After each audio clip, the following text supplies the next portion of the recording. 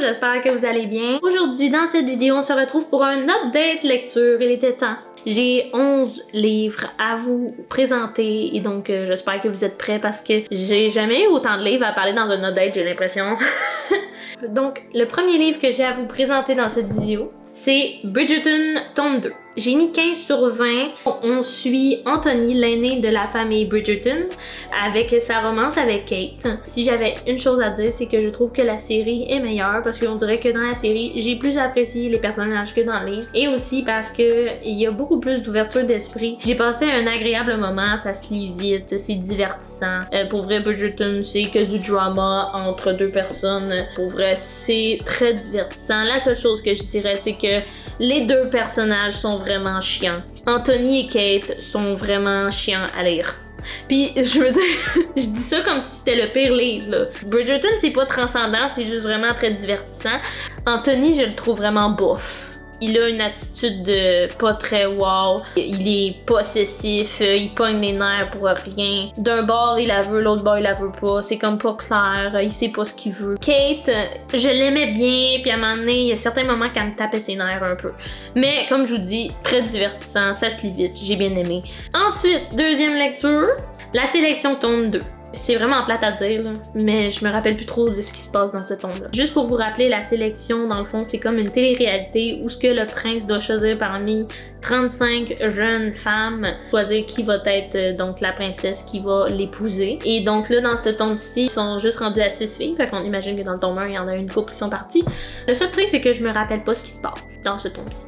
Mais je sais que quand je vais lire le tome 3, je vais m'en rappeler, je vais savoir ce qui s'est passé, ça va revenir facilement. Mais en ce moment, je pourrais pas vous dire ce qui se passe dans ce tome-ci. C'est une lecture que j'apprécie, qui est divertissante, c'est parfait pour être une transition. J'ai tout le reste de la saga dans ma pile à lire, donc il devrait pas y avoir de problème. Je vais toute la lire, même si je me rappelle pas de ce tome-ci. Mais j'ai quand même mis 15 sur 20, donc j'imagine que j'ai passé un très bon moment. Et à vrai dire, j'ai le rappel d'avoir passé un très bon moment, c'est juste que je m'en rappelle plus. Vous ne le saviez pas, mais vous le saviez un peu, mais vous avez sûrement oublié.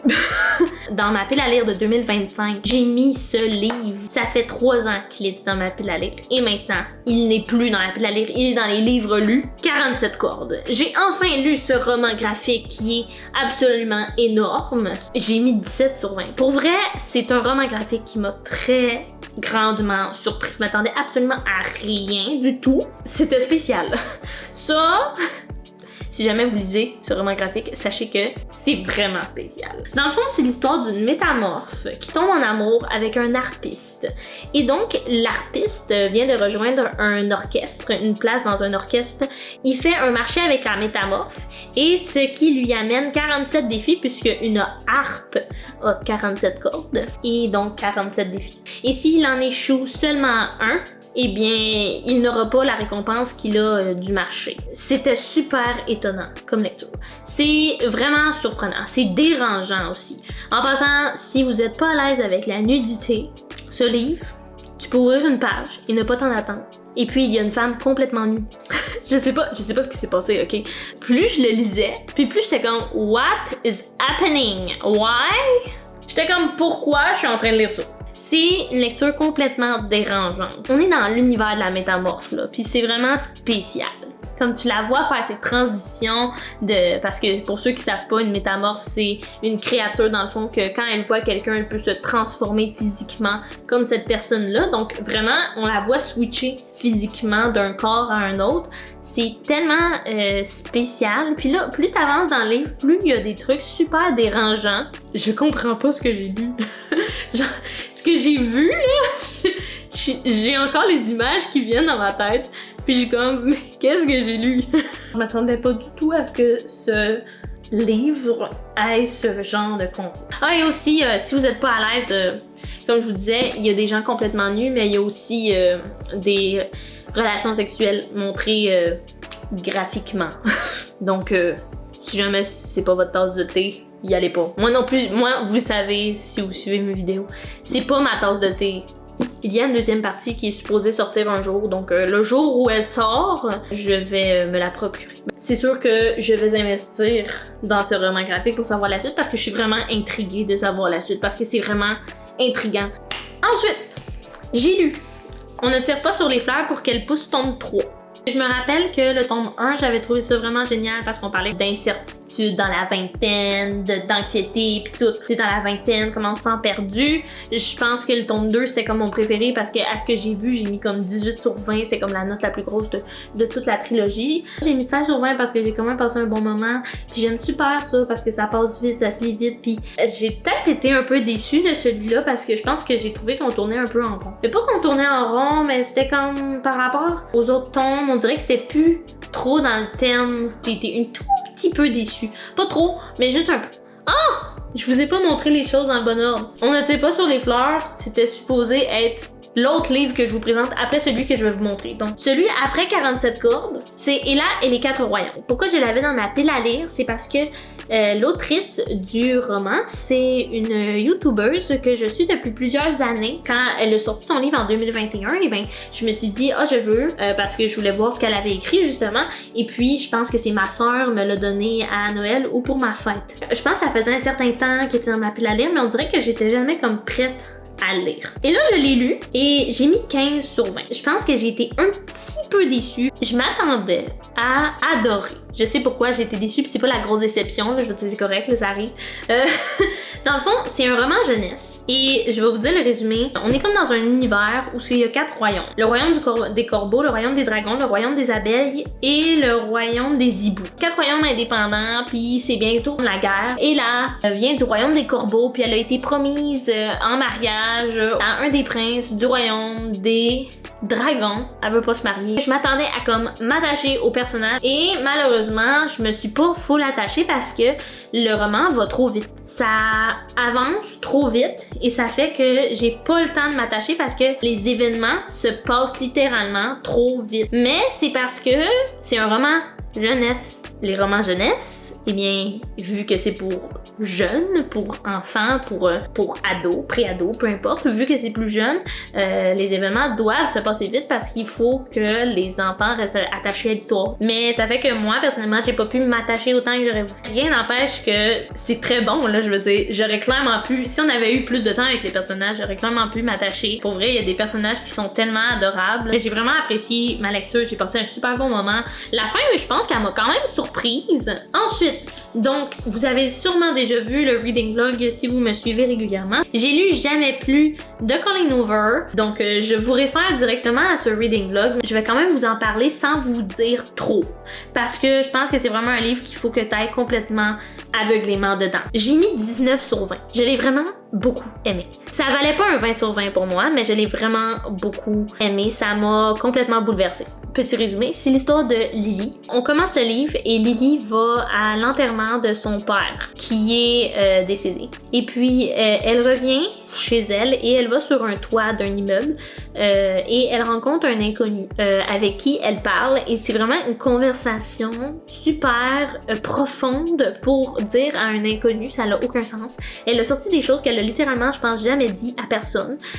Puis lui aussi, je pense qu'il a sorti des choses qu'il a littéralement jamais dit à personne. L'histoire commence comme ça. Ce qu'il faut savoir, c'est que son père, à Lily, était violent avec sa mère. On alterne entre le passé et le présent pour un peu nous démontrer ce qu'elle a vécu dans le passé. J'ai été complètement bouleversée, j'ai pleuré. Moi, quand je pleure dans un livre, c'est que le livre, il est vraiment bon. Parce que moi, un livre qui m'apporte des émotions au stade où les larmes peuvent couler, au stade où j'en parle à des gens et que j'en ai des frissons, je pense vraiment que c'est réussi. Je me demandais si j'étais la seule à être dans cette situation-là. Et puis j'ai regardé des commentaires livratiques pour voir. Et pour vrai, je suis pas toute seule. C'est vraiment une histoire de pardon envers elle-même, envers ses parents, envers d'autres personnes. C'est quand même un livre qui parle de violence conjugale. Allez-y avec une petite pincette si vous êtes trop sensible par rapport à ça ou quoi que ce soit. Allez-y doucement. T'sais, si vous êtes plus à l'aise de lire un livre, ça s'arrête. On voit aussi full l'évolution de Lily au travers de l'histoire, du début jusqu'à la fin. J'aimerais juste dire que moi, je pensais que c'était une romance. Parce que la page couverture, c'est comme des belles petites fleurs. Allez pas là-dedans en pensant que c'est une romance, là, parce que vous allez être déçus. C'est plus un drame. Il s'est écrit ici en plus, regardez. Drame psychologique. C'est clairement plus un drame. C'est pas un livre de romance, c'est pas pour romancer quoi que ce soit, là. Vraiment pas. Ensuite, j'ai lu la BD La boîte à musique, tome 2. Donc, j'avais déjà lu le tome 1. Pour vrai, c'est super cute, là, comme BD. C'est super coloré. C'est une BD vraiment très jeunesse, là. Ça se passe super vite, les événements, mais c'est genre super coloré. Il y a des monstres.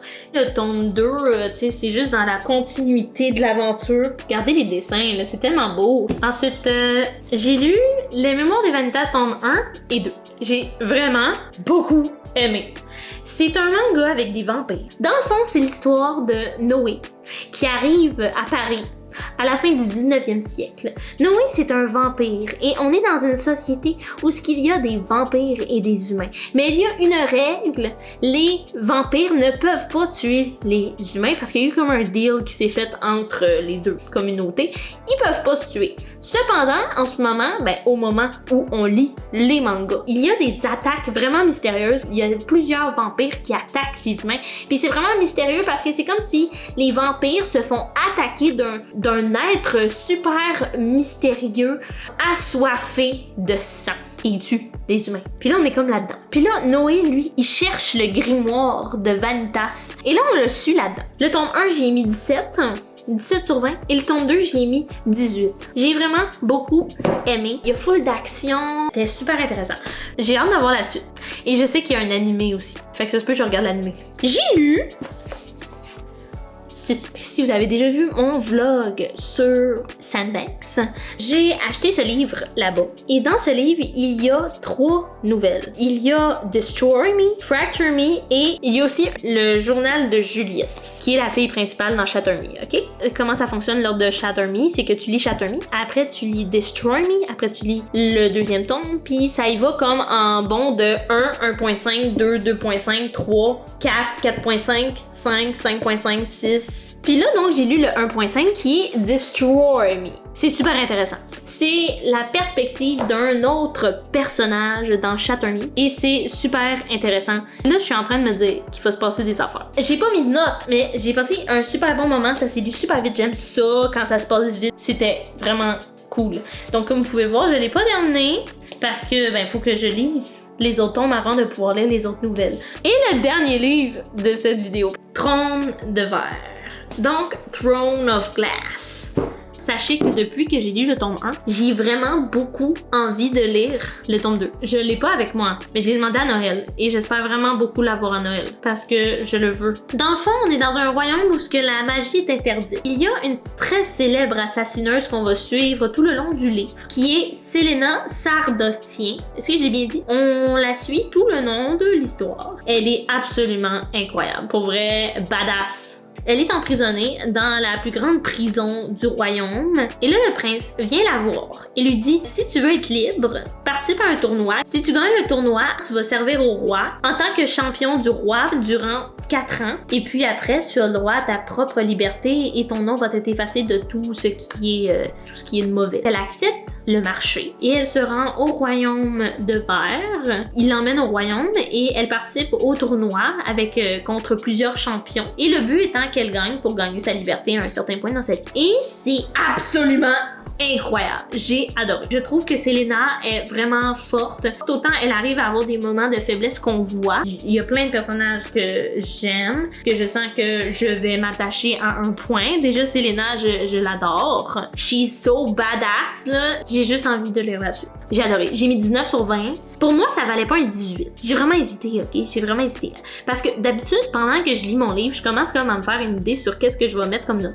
Mais là, quand j'ai terminé le livre, je savais toujours pas ce que je mettais. Pour moi, ça vaut pas un 20 parce que connaissant Sarah J. Maas, ses prochains tomes vont être encore meilleurs. Parce que c'est juste comme l'introduction à l'univers. Je peux pas me fier au tome 1 là. Je suis tellement intriguée de savoir la suite. Ça n'a aucun sens.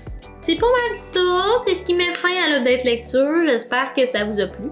N'hésitez pas à me dire, vous, ce que vous avez lu récemment. Je vous invite à vous abonner si vous aimez le contenu livresque, vlog et autres. Moi, je vous souhaite une bonne journée, une bonne soirée, peu importe quand vous regardez ça.